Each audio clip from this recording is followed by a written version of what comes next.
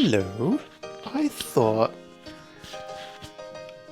This feels like it's in a weird spot, but I thought I'd go through what I pack when I go to a zine fair, because after a few errors, I've tried to remind myself I need to take certain things, and I thought, hey, this is a good exercise. Maybe there's stuff you take that you can let me know if I should be taking too, or maybe there's stuff that you're finding out that you should have at yours.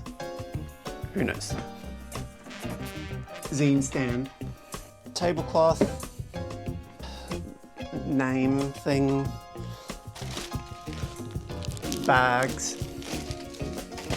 one container of stickers,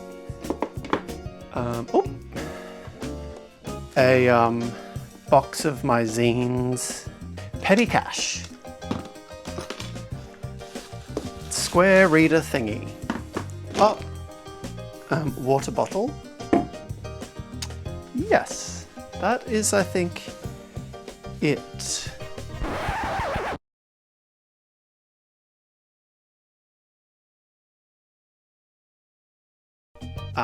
So I'm taking this stuff up via public transport, and it can be a bit clunky and heavy, but I've tried to kind of keep things minimal so there's no tears on the train.